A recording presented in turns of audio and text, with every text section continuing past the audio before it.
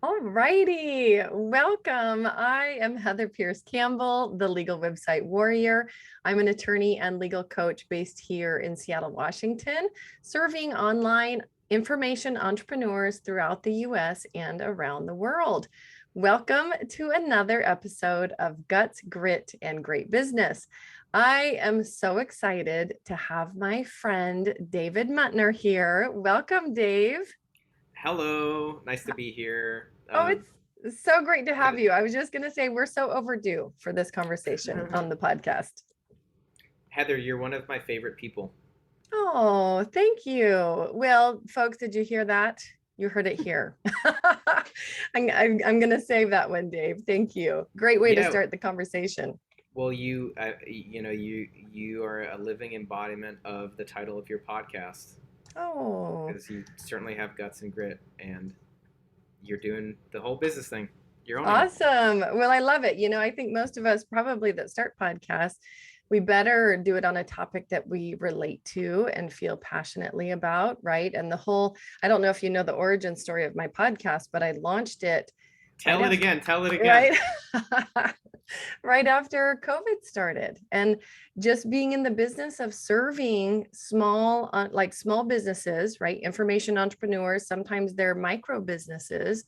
I really just thought, gosh, even on the legal side, my goal is to keep people in business, help them build successful, thriving businesses. And I just thought, well, maybe I should launch a podcast where we have interesting conversations about business that will help people, especially those who are struggling, who are feeling the intensity that is coming our way because of the pandemic and layered on top of normal constraints that small businesses face, right? People need to have a long-term perspective and really adopt an approach of longevity and perseverance around building their business. So that was my goal. And it's honestly been one of my favorite things to come out of the pandemic. Yeah, this is really cool, and I guess I first just have a thought on podcasts, and there's so many different podcasts, but what is it that makes one podcast stand out amongst many others? And I think it's you relating to the person asking the questions, because then you, Heather, if you actually get a download, you people can almost feel like there's the mirror neuron stuff, and you can like feel your epiphany, Heather, and so if I relate to you and then I'm hearing you learn something, it's like learning on steroids. So that's Well, great. and it's so fun. And you and I were just talking before we went live about how people have different learning styles and communication styles, right? And some people are better with an auditory style. And it turns out, Dave was sharing that we can actually communicate in a different style that we learn best in, which is also very fascinating. But I know that myself, as a busy mom, like podcasts are awesome when I can be doing something else around the house or whatever and listening to a podcast. As much as I love video and I love, because I also am a very visual person, I love connecting with somebody visually, seeing their face, watching their emotions, all of that. Podcasts have this intimacy about them, like my goal for people when they sit down and listen to any conversation is that like they feel like they're sitting at a dinner table with you and I, right? Like really involved in an intimate conversation that they're included in. And anyway, so I just think, Heather, what's your signature dish for yeah, dinner? for I'm hungry. dinner. I'm just wondering. Yeah. What Oh are we my eating? gosh. Do I even have a signature? I know with kids, I feel like there's almost never a meal where I can make one dish and everybody's happy. It's like my husband and I joke that if our kids are not complaining and refusing to eat a meal, like we've done something wrong. I mean, we've done something right, right? Anyways, I love it. It's like mac and cheese and Jello. right. Uh, So on the is mac and the cheese main note, the main signature dish. Yeah. that's exactly it. That's my daughter's signature dish. Like if we default to anything for her, it's mac and cheese. But the let's quickly get you introduced because I've realized we jumped right into conversation, which is super fun. But for folks that don't know Dave, so Dave and I met, my goodness, was it after the pandemic started? We met in a mastermind started hmm by a mutual friend. hmm And anyways, we It was connected. it was basically a pandemic like, origin story, Also, coming together. Yeah, I mean, literally, we met the same time we met COVID. that's right. It was really early on, and people were making lots of adjustments, but Dave also quickly became one of my favorite people, and we've been in touch ever since. And so that's also why I feel like we're overdue for this conversation. But for folks that don't know Dave, Dave is the visionary leader and founder of Renaissance Messaging. He fell into marketing because it is the one area of business that allows him to tap into his endless supply of curiosity. I love that. He has written marketing messaging for over 100 top leaders and influencers in fields from law, woohoo, little plug for law, to witchcraft, which, oh my gosh, so A many little questions. plug for witchcraft. You're gonna say that? I hope Well, no, I was going to say so many the questions truth comes out, Heather. around Yes. this next one, witchcraft, to science, to finance, to cryptocurrency. In 2020, he established his vision of forming a collective of curiosity-driven Renaissance men and women to offer radically different and more effective marketing strategies based on truth and authenticity. Dave has been a sculptor, a writer, a personal trainer, and a marketer, and currently enjoys writing and playing music on a wide range of instruments. So Dave, I feel like obviously your the title of your company, right? Renaissance Messaging is so perfect with that bio. Like here's Dave's 20 lives, not even 9, like 20. So welcome. I'm so excited to dig in. Yeah. Thank you for that intro. I liked hearing it back. Yeah, Um, absolutely. It's yours. So thank you.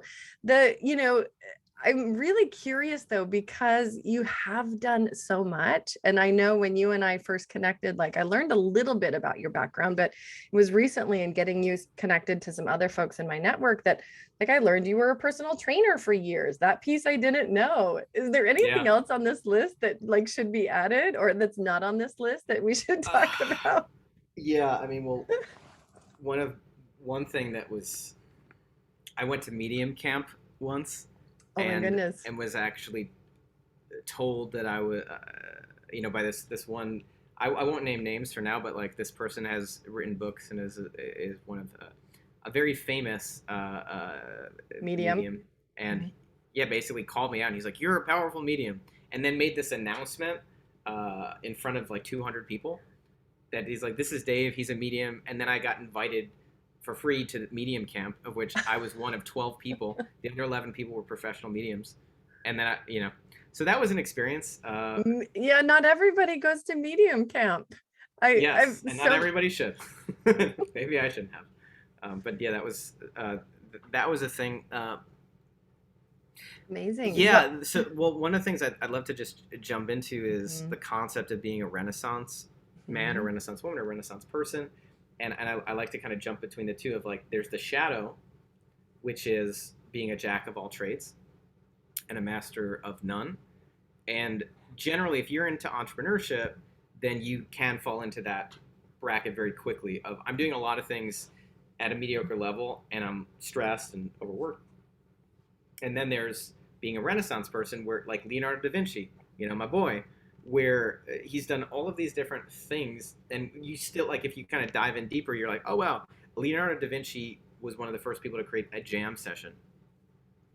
That's at least what I heard. Like, so one of the first people to actually like musicians, creating music together. He also created, I mean, I don't know if this is good or bad, but he created like a war machine that helped an army. And so, there's one person that's tapping into excellence on all of these different levels, mhm. and then it's like, oh, it can be done, and so that was really the dream was with Renaissance messaging of having a collective of amazing individuals like A players who have varying interests, and then we basically create a Renaissance company, right? That is, we're not pigeonholed into doing one marketing thing, but instead we're creating a solution that works. It's a VIP white glove experience, and that's why we've done videos for clients, and we've done magazines, and then also traditional sales pages, and it's fun because we get to expand. We like to learn, and so kind of embracing that really helps. And then this also gives me an excuse to live the dream as a rock star with Davey Harris, which is my musical venture. I But I was in a love that. band. Yeah, well, it's so interesting because I mean, even your description of Leonardo da Vinci, right? You think like, how could he have been an expert or proficient at all these things, right? Because there's a variety in there. And it's interesting. I went to Japan twice in high school, and on Mount Fuji, which was one of my favorite locations we visited, there's an art exhibit. There's a Da Vinci art exhibit, right? Which is outstanding. But I still, I don't know his whole story. And I think modern culture tells us we can't do that. We can't, we can't do all the things. And especially when you think about how much, and whether it's true information or misinformation, right? This whole competition of resources thing within business, within building a business, within, creating success. The messaging is always around niching, creating a niche, a powerful niche, like be known for one thing. Even though, like, and you and I before going live, we're talking about visual performers, right? And Mm. how you take an actor and actress, how often do you find out that they are totally triple threats? They can sing and dance and act, and they're in the art world, and they do all these things, right? Yeah. How there's this conflict between like people who probably really want to be doing and pursuing, numerous avenues for, you can call it success, you can call it joy, you can call it work, whatever you want to call it, right? But Mm. looking at the way that you have shaped your own life versus modern messaging around, no, you can't do that, you can't do that and be successful, you can't do that and build a successful small business. What do you have to say to that? I love that question. And again, thanks for the invitation to be here. This is a lot of fun, and these are topics I like to talk about. Woohoo. So when I just have my uncle says opinions are like assholes. Everyone has at least one of them. Uh, and You so this better, is otherwise you're in big trouble. yeah. I don't want to. Yeah, that could be a smelly situation. Uh, so I have an opinion about this, and Mhm. which is firstly like there are certain times where I do things and I'm critical of myself, but there are certain times where based on like a traditional standard, people will be like, "Wow, you're doing a lot of things," Mhm. and then it's a moment for me to pat myself on the back. And also, the second you pat yourself on the back, you're kind of in trouble because then you're like, "I've accomplished the thing," and then you stop moving forwards. And so I kind of reframe things to like, how can I motivate myself? And how can I motivate myself to do more? And so then when I think about it, it's like all of these things, whether it's being an accountant or a personal trainer or an artist, right? They're all very human things. It's not like they're superhuman, like you're flying or something. They're things that like a human created this box, and then it's like we can cut. And so there's this concept we're all cut from the same cloth. And if another human's done it, then and if you're a versatile human being, then you could probably do it as well. And so like Heather, you're one of those people we talked about before. You're capable of doing. You have the gift and curse of being able to do everything well. And so then it really comes down to, if you could do everything well, what are you going to focus on? Right. And so then it's more a matter of, in the question of like, oh, if you can't do everything, what are you going to do? And it's more what is driving you forwards, Mhm. and are you capable of following through? Because that's a lot. The whole idea of jack of all trades, master of one is like there's a lot of people out there who have great ideas and they start things, and they start a lot of things, uh, and then nothing happens. So I will share that I started a lot of things. So I have a cool list of a lot of things I started, and I am not a world class. I mean, maybe I was at the time. I was a pretty good personal trainer, but like at this point, you know, I'm out of shape even a little. I am not a personal trainer, but I had a moment in time where I dabbled in that, and it was kind of like what was I interested in at the time. Now, what is an advantage that I currently have right now that is good to think about for many creators? It's having support, like having other people around. Because my analogy for me right now, and my ability to create things now is much, I can do it quicker and more effectively than ever before. And I haven't changed much. It's more so that there's just way more awesome people around me. And Well, so and right. One of the points I was going to make when you listed, for example, some of the things that you do for your clients, right? I wanted to be clear that it's because, and I've watched your journey, right? Since we've met, we've been in touch. And so I've known at least a little bit about it, like how well you've built team and brought all these people around you that can do a variety of things and dig into a variety of these projects in ways that if you were just trying to execute yourself would be crazy business, right? It'd I just be hope crazy I town. don't execute myself. Um, No. but Yeah.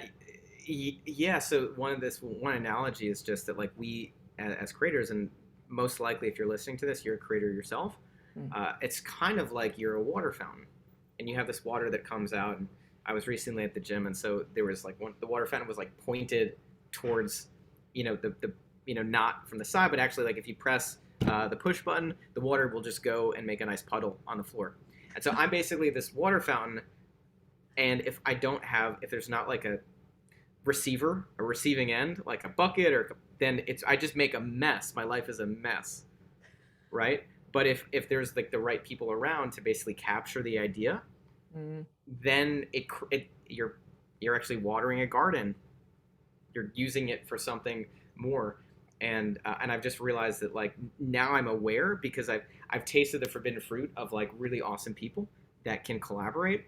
And so now Mhm. I know very quickly if my idea is going to just make a puddle with somebody else, or if it's going to actually, create a beautiful, fruit tree, as an example. Um, Well, but yeah, it's so that's one of the things when it comes to doing a lot is just making sure that there's people around you because then you can do a lot more. yeah. Well, and I love like that acknowledgement of knowing your personal strengths, right? You said it sounds like you've got a lot of activation energy. You start a lot of things.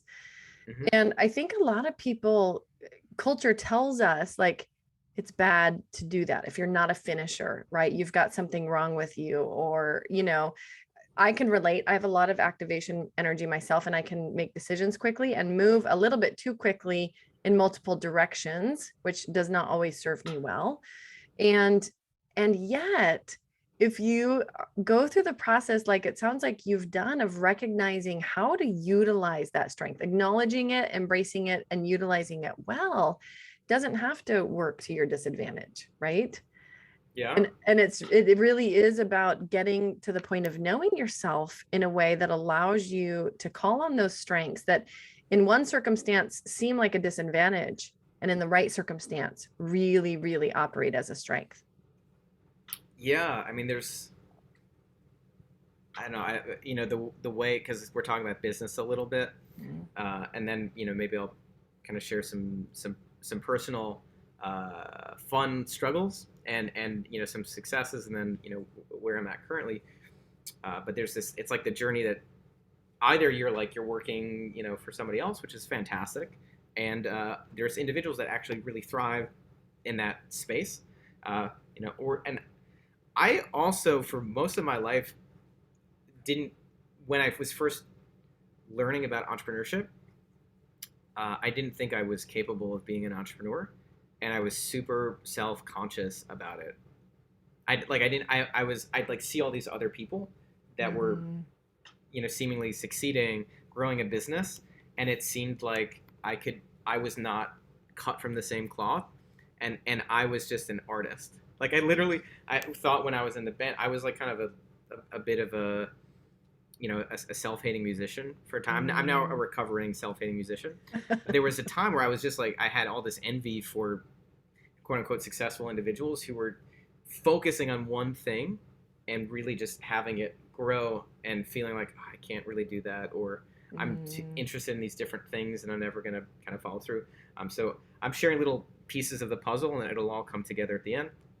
So within this entrepreneurial journey, they say that the first phase is solopreneur, where it's you're doing your thing, right? And then the upgrade to that is solopreneur with help, which means you're doing your thing, but you've at least realized that two is better than one, or three is better than one, and so you have other, whether it's VAs or other people helping, and so you're growing. And that there are individuals that could be just a solopreneur their whole life and make millions of dollars because they love the thing they're doing and they're the best in the world at it.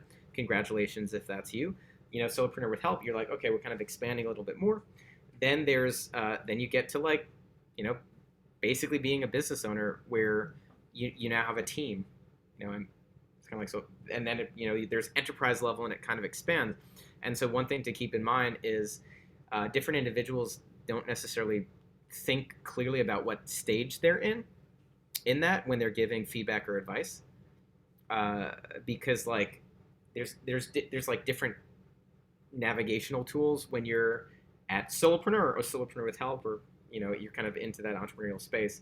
But yeah, so I was at a space for many years where I just was like a no-preneur, where I was like I didn't have a lot of faith in myself. But from that list at the very beginning, you know, one of the earliest, the first business outside of being in a band that I got was working with this NASA scientist, and it was cool in that like I literally had a dream. I was like, God, can I have a business to run? I want a business, right? And because I was like trying business things with the band and it wasn't really working, and I was just kind of like draining. And yeah, so then a friend like connected me, and I started to work on an algorithm, right? And this, who knows, maybe one day this will be a $1 billion algorithm. But my joke is that 15% of zero is still zero. And so like we were working together in this one particular. Basically, we didn't have good marketing, Mm. even though the product was amazing. And and there was like a stubbornness. There's definitely a phase where you don't want to go for help, Yeah. and you're just trying to. So basically, that was kind of a little sticking point. Um, but what's cool, right, as far as this desire for many things and dabbling in many things, is that I've dabbled in so many things now that it's actually great for delegation. I was a project manager. I'm a terrible project manager, but I was a project manager for a time, so I know what a good project manager is. And yeah, so I think that you know we're conditioned to think that after a certain point, you are supposed to settle. Yeah. There's like a really strong settle energy, uh, versus like the keep going energy is really rare. Mm. When you say that, do you mean culturally? Do you mean that individually we do that to ourselves? What context are you? Yeah, I would say in all of the above. Yeah. Like I think one of the reasons why you know you or I, when someone has a conversation with us, they actually get energy. It's because we're supportive of their dreams, and we're like a speed boost if they're racing. It's like Mm. actually you can do that, and you can go faster. And for whatever reason, they're like I don't know. I mean, I was brought. My other story is that my grandfather died on Friday the 13th in a freak water tower accident. Now he died, and he's my namesake, but he died before I was born. Mm. And all good thing. I mean, it's my mom. You know, she was 10 years old or something at the time. Mm. But you know that basically he was told this on this Friday 13th when he was an electrician, and he was told by his colleagues like he shouldn't work in this water tower alone. It's dangerous. And he's like, no, I got it, which was either bravery or stupidity. Who knows? And then he never came back. And what did that instill in my mom? The idea that taking risks means dying, or it Yeah. means danger. Right. And so, you know, but you know that's one very personal example. But in many ways, we have a culture of like, if you take too many risks, you're gonna get hurt. Mm. And it's like if you don't follow this traditional path, then it's going to get hurt. And then so parents kind of learn this, and then they want to instill to protect their children, like follow this traditional path, or you're going to get hurt, because no one wants to see their children get hurt. Now the problem is that it's basically creating this like static or the stasis versus progress. And so I think my favorite thing to do is mess things up and think outside the box, because then you get new perspectives. I mean, what I've noticed with my team, right, is that they're more efficient at like staying focused Hmm. and staying on the ball. But there are certain times where the ball's not moving very fast, and so then it's fun for me to kind of jump in and catalyze. But what I've found is if I catalyze two times in a row or too often, then it's as if it's also not very effective. So like Mm. I'm actually noticing my role is like starting up the engine, you know, But if you start up the engine too many times, your engine's gonna like You flood. explode. You Yeah, or yeah, flood. you flood You the flood. engine. That's right. Yeah. Yeah. Um, yeah. So I guess I'm kind of sharing a few of my own skill sets and what I've Mhm. discovered here. Um, but it's kind of like if you are not someone like me, you probably want someone like me around for moving things forwards. But then someone like me wants about 20 other people around me that all have these different skill sets because then it's like together we're kind of creating something magical. Um, Well, and I love the way that you illustrate, all of these things that you have done contributing to your ability to make decisions, right? They inform your experience now. And now you're in much more of a position to, like, in conjunction with your team, looking at your clients' businesses, be able to do these evaluations. And I think really look at things from a variety of perspectives because you've stood in those perspectives, right? It's not just mm, like this narrow experience, it's wide. mhm. And I think embracing, I don't know, for me, I think we could do ourselves all a huge favor by, like, I love your theme of curiosity and embracing more of an experimental attitude. You're right that it goes against, in a lot of ways, it goes against human nature, but it also goes against cultural norms of, like, how okay is it to switch jobs 10 times or try a different career or throw in the towel when other people are looking at your job saying that's a good job, that's security, right? Or your business, launching a business and then shifting gears and doing something new. Like, these things are okay. I wish that they were more okay from an outside perspective so that people were not thwarted by peer pressure or familial pressure or, the naysayers. Yeah, I mean, I I am certainly a sponge. I'm less of a sponge now than I have been in the past. But we were talking about listening to podcasts at the very beginning and being an auditory learner, as probably the majority of people who love podcasts are, because they're listening and they're absorbing. And that was me for like the first 5 years of my kind of entrepreneurial journey, which was late by certain people's standard. Like I was 27. I guess I'm 36 now, but I was like 27, 28, 27, 28 when I made the decision of like I want to be a business owner. I'm just sharing which and like I did an apprenticeship where I didn't make any money when I was like 30 for like I don't know 4 months or 5 months, and at the time even the people in that space were kind of questioning why I was even doing that, but then I mean it's led to amazing things. Yeah. But it was really because I was like I believe that I'm like learning. I'm 18 years old and I'm learning right now, and that and then you realize like, oh, I can hold on to. Wait, I'm allowed to have that mindset, and wait, I'm allowed to succeed with that mindset. That's really really cool, And then it's like I have a friend turning 50, and he's like, 50 is the new 30. Yeah. Like I think you're right. Great. I mean, or the new 18. Who the hell, like. But I've so why I'm sharing this as far as like getting feedback and advice is like I have 3 coaches. It's definitely like getting coaches, getting people you trust that you can vent and vomit your stuff with, and then that they can give feedback is great. And one of my favorite things is actually I don't know, like this is me tooting my horn. Um, I've had many coaches, like many perspectives, and from that, you're I've what it's actually given me self confidence to make my own decisions because now I'm like, oh, I don't have to listen to everything a coach says anymore. Now I can trust myself.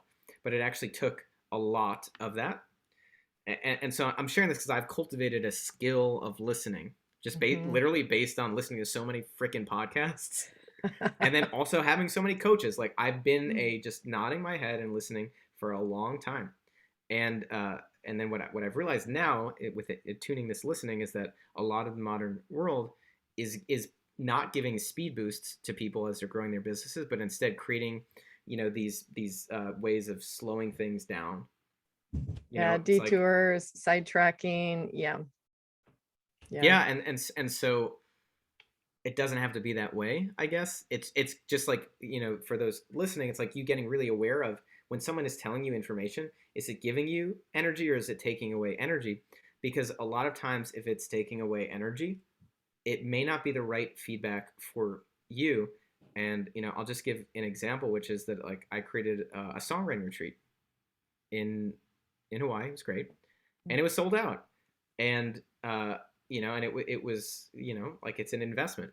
Yeah. And at first, even my parents were like, "That's crazy. Who would pay for that? Who would want that?" And it's my first instinct is to almost be like, "You're right. I should stop while I'm ahead." But Nobody wants to learn songwriting or do so. Yeah.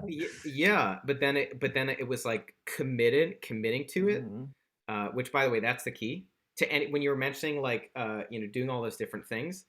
What's the difference? There's dabbling, there's committing, and all of the things that I've committed to, it's the long journey, and then it's like I get results one way or another, or I'm die trying, but like. Well, it's true. And you raise a couple of good points. One, about listening, about having other people in your life, whether it's business coaches, masterminds, whatever, that allow you to reflect, allow you to listen and reflect. And, where other people can show up and be mirrors for you. And for any of us, whether it's our personal life choices, whether it's our business choices, I'm such a strong believer in that. You described it as, does it give you energy or does it take away energy? Like, you are responsible for choosing not only the experts you bring into your life, but what you are there to learn from that expert. The answer is not everything, right? Yeah. You're there to learn probably something pretty specific from that particular business coach or that particular expert, but it's on you to decide what that is, because nobody else can decide for you. And anyways, I've seen so many ways how it can go sideways when people just kind of stay in the sponge mode and they don't decide for themselves. And I think that also ties really well into your point around commitment. What are you committed to? Because when you're committed, you're making decisions. You're not just sitting there, right? You're making the next decision of what next thing needs to come. And it just becomes such a more powerful version of the journey. Yeah. One of the cool things, just having experienced multiple managers in the band, the Tins I was in for 10 years, is at one point when we were having a lot of band drama, our manager at the time, we were like going to him for guidance and like, what do we do next and whatever else. And knowing our half in, half, like 1 foot in, 1 foot out energy that we had as a band at the time, he was like, and when he talked to me at the time, but he was like, Dave, you need to want this more than me for this to work. But he met with the band as well. Yeah. And it's the same thing when you're getting coaching, is like, you need to want the result more than anyone else. And then you will intuitively find the right path forwards. Yeah. Well, versus just mindlessly taking advice and trying it. Yeah.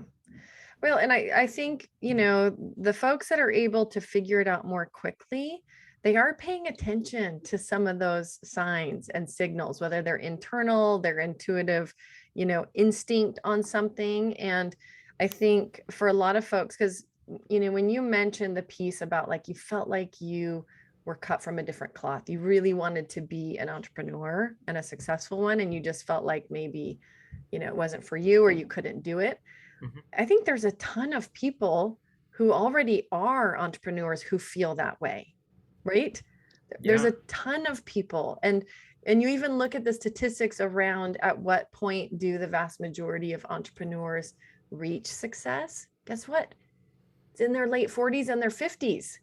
You know what I mean? It is not these stories that make the headlines of late 20s or early 30s, or, even those, I think those kinds of things are really enticing to the marketplace, right? The 30 under 30 or whatever. And I'm so over it. I'm like, no, show me the person who's I want to be in the 30 over 30. Yeah. I want to be in the 70 over 70.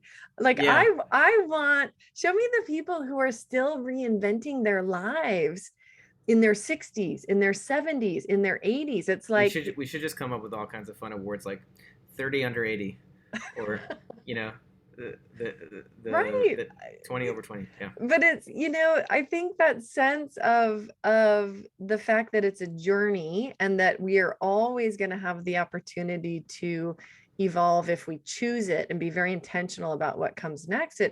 It does open up a whole world of possibilities that don't exist if we believe in this myth that, like, you somehow arrive, you choose the thing, you create the thing, you reach a certain level of success, and not, that's it.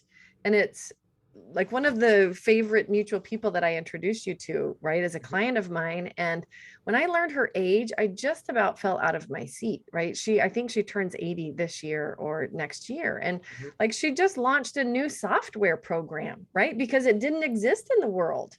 I'm like, I want to be that person, right? That is Absolutely. willing to take on a project that size and try something new at age 80 with no thought in mind about retirement. Anyways. Well, I love that, and there's it just goes back to all the resistors that are out there, probably some deliberate and some not deliberate, that from the powers that be, that basically make it very easy and almost incentivize for you to play smaller. Mhm. And it's really cool to be like, wow, I can love my life and feel like I have even more energy now, 50, 60, 70, 80, Yeah. 90. Like, that's and by the way, that's exciting to me. Like, I the people I like are the ones that when they're sharing something, it's already outside the box, and I'm like, okay, great, you're my people. Yeah, exactly. Well, and on that point, because I think what I'm leaning into is this idea that kind of being a Renaissance man or woman Hmm. is actually more for everybody than not. But we can make a choice about whether to lean into that, right? What Yeah, what does Renaissance like mean to you? How do you define what it means to be a Renaissance individual? yeah, I love that, and I think of firstly the word Renaissance, which I've used as a rebirth or a resurgence. Right. And so when we thought of it within the organization, it was that any other company or client or business that we touch, like, we want to create a resurgence or renaissance for them, right? And it's really like the awakening, like it's like light coming, because what was before it was the dark ages. And so having your own, like, in a way, what does being a renaissance person mean? It means that you've actually experienced your own renaissance, Mhm. that there's this vitality within your life, because it's like the stuff that I've done that sticks is the stuff I'm very passionate about and excited about. And so that's kind of like that Renaissance energy. But then I Mhm. also think of it like you're not getting caught in the darkness. You're Yeah. not getting caught in the box, but instead you're kind of creating that other piece. So then it's also this belief that you can succeed and excel at more than one thing. Mhm. But it's only if you actually are passionate about that thing. It's not doing it for the sake of doing it, right? It's not like, well, I want to get good at multiple things just so that I could put it like on my little, board that I've done these things and accomplished these things. But more so like, I actually have a curiosity and I feel good about it and I want to keep going. So like, as an example with instruments, right? Mhm. So tooting my own horn again. I don't play the horn unless it's the ego horn. Then I toot that thing all day. Go Uh, for it. Go yeah, for it. but yeah. So We need a good dose of ego oh occasionally. yeah, yeah, an ecosystem Hmm. that you're a part of now. So play the drums and the guitar and the bass, and sing and play piano. I think that's and then I did like the hand drums at points. But like part of it was just there was a time where I thought I could never play guitar. There was a time for most of my freaking life where I thought I could never sing. I thought I had the worst voice ever. I was ashamed of my voice. It was really and yeah, my voice even cracked when I said that. But yeah, and then at different points, like I happened to be connected to the right people who were not the resistor energy people, but gave the speed boost of like, no, you can do this and you can do this faster. Like literally, my one singing instructor was like, this very potent, Brazilian woman who was just like you know she was like angry at me because she's like, you could do so much better, you can do it, let's see it, that's the kind of encouragement that I want. And so I guess I've learned to pair different desires, different passions with Mm-hmm. different mentors. And that's also like the hack in a way, is like it's not just someone that knows the thing, but it's someone that believes in you, Mm. because that belief is the most valuable piece for me. Like I could be practicing all day, but I won't. Like I have my show tomorrow, and I had a singing lesson this morning, and it's not because I necessarily needed it, but I kind of wanted the confidence boost. Yeah. Yep. And so it's you're kind of like creating your own ingredients there. But I guess what I'm sharing with the different instruments is I wanted my own fucking band. Like I wanted it.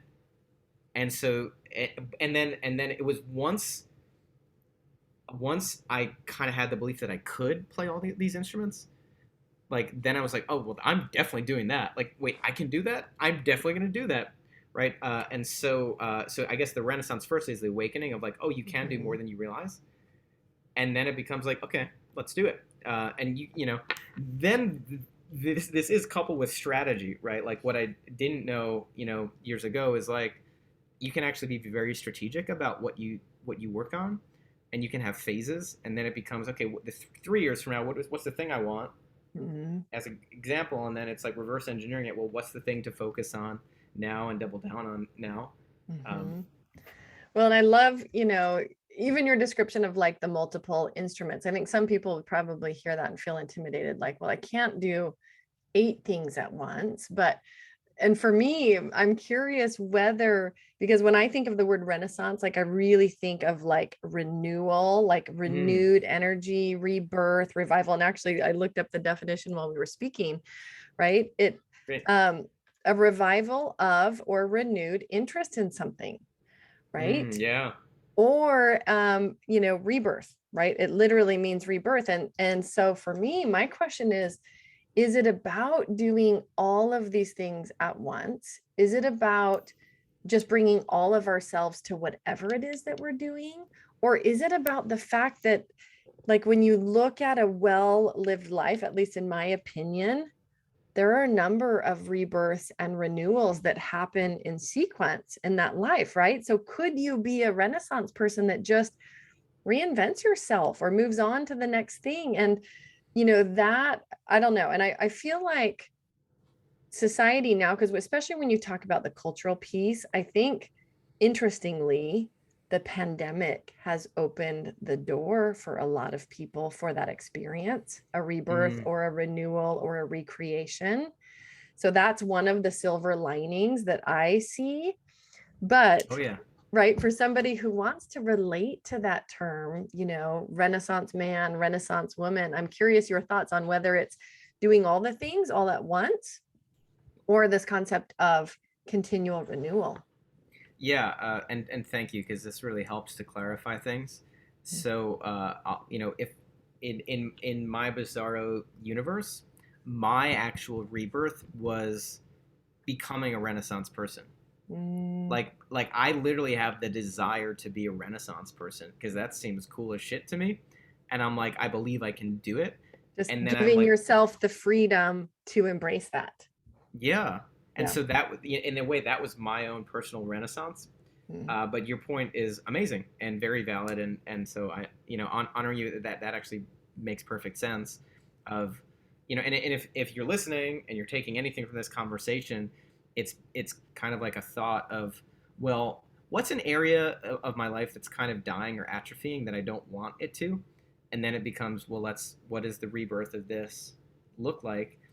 And again, if there's nothing else of this conversation that Heather and I are having, what it can catalyze within you is that you can do it. Doesn't matter how old you are. If that passion is strong, that's all the fuel that you need. And just know that, like, most likely people around you are conditioning you to think it's okay that this thing dies, when in reality, like, it does. It could.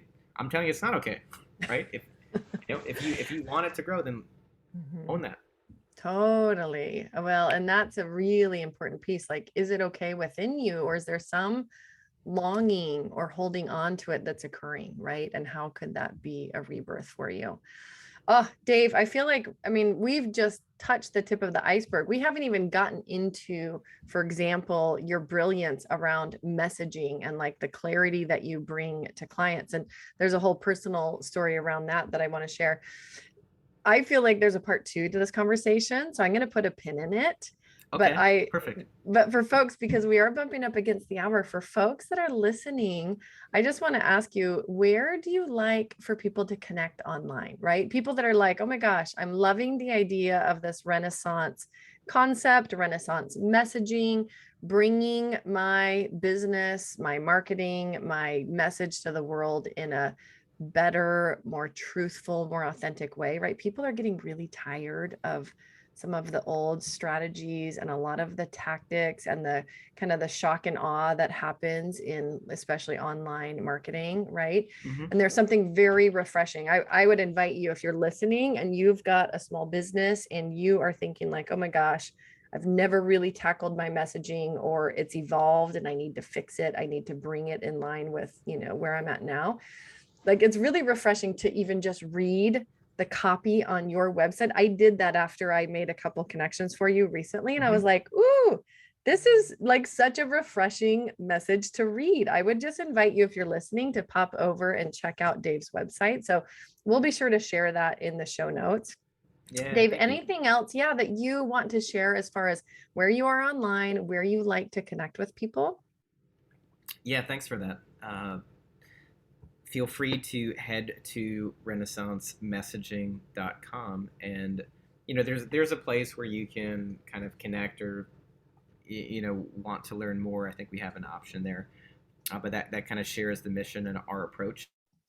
And if nothing more, feel inspired. If there's a box right now, there are many boxes right now within marketing, and I think the idea is that, like, if you actually want to succeed and excel beyond the norm, then you most likely would want to step outside the box within your messaging. So what I spoke to Heather about, and I'm going to offer this, would be the first three people that send me a message, david@renaissancemessaging.com, with the subject line of guts and grits.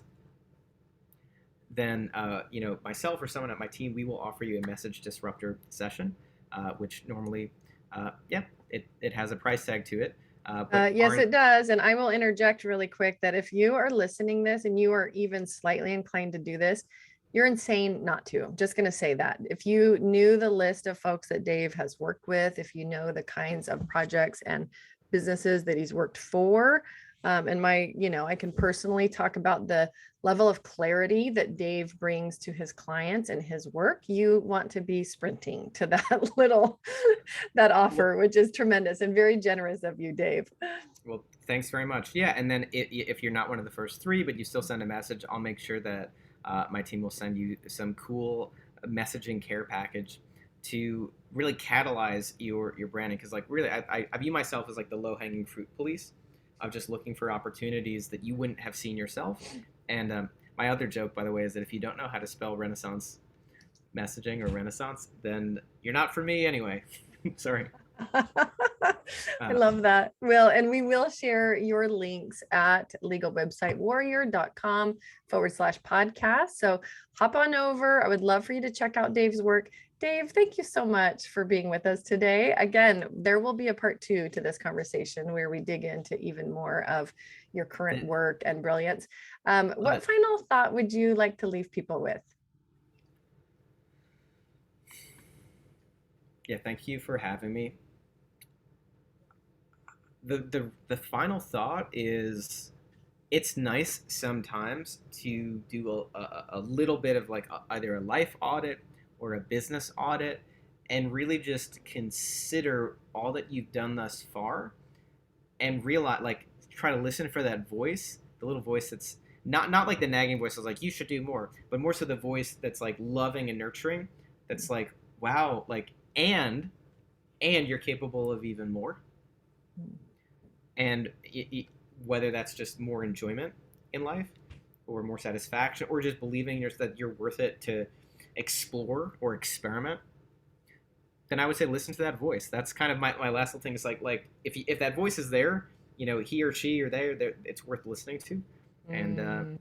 And so yeah, and see what comes of it, and trust that voice, because that's probably the most honest voice that is speaking to you at the moment. I love that. Yeah. And all we've got to do is slow down and pay attention. I think the voice is there. I think we all have it. It's whether or not we tune in and pay attention to it. Dave, you're amazing. Thank you for being here today. We will connect again very soon. Amazing. Thank you for having me, Heather. Absolutely.